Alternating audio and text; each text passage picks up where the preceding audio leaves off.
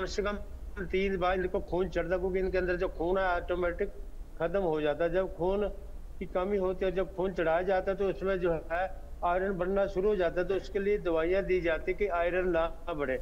बात करें जिला यमुनानगर की, तो जो 3 मरीज हैं वो अपनी जान गंवा चुके हैं। हालांकि ये कहा जा रहा है कि ये उनकी मौत है नेचुरल हुई है, लेकिन जब एक आदमी बीमार रहता है, परमानेंट हर समय बीमार है, उसको लालसा रहती कि दवाई की, या डॉक्टर उसको भगवान दिखता है। लेकिन यहाँ पर जो दवाइयों की अनुपलब्धता है, वो यहाँ पर दवाइयाँ मिल नहीं रही, क्योंकि जो इससे जो रोगी हैं उनका मनोबल टूट रहा है, उनको डर सता रहा है कहीं दवाई ना मिले और उनकी जान ना चली जाए। हालांकि सीएमओ डॉक्टर जितेंद्र सिंह से बात हुई है, उन्होंने कहा कि वो कोशिश कर रहे हैं कि दवाइयों को उपलब्ध हो, लेकिन ये ऐसे परमानेंट मरीज है, कोई ऐसी दिक्कत तो है नहीं कि जो पहली बार ऐसा केस आया।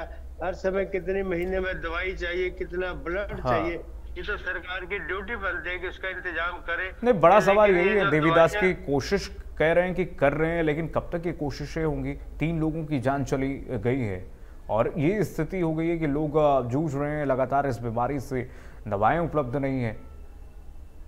कागजों पर तो सब जी कुछ सही बिल्कुल होगा। बात, जी बिल्कुल, जिस तरीके से सीएम डॉक्टर जितेंद्र सिंह कह रहे हैं, अभी भी वो 15 दिन का उनको समय चाहिए, क्योंकि जो डायरेक्टर हेल्थ है, ऊपर के अधिकारी हैं, उनको वो चिट्ठी लिख रहे हैं, उपलब्धता कराने की बात कर रहे हैं। आम तो दवाइयां की कमी रहती रहती है, लेकिन जो थैलीसीमिया के मरीज है, इनका इम्यूनिटी सिस्टम बड़ा कमजोर होता है, और हम्म। जब उनको पता लगता है कि तुम्हें दवाई नहीं मिल रही, तो उनकी जो जान है जल्दी जा सकती है। जी और खास करके सर्दी में और परेशान करती है। बहुत शुक्रिया आपका जी देवीदास, बिल्कुल। तमाम जानकारी साझा करने के लिए। जिले में एक्चुअली क्या है कि 120 121 पेशेंट हैं थैलासीमिया के, जिसमें ज़्यादातर बच्चे हैं और उन जिनका ट्रीटमेंट हमारे पास यहाँ पे चल रहा है।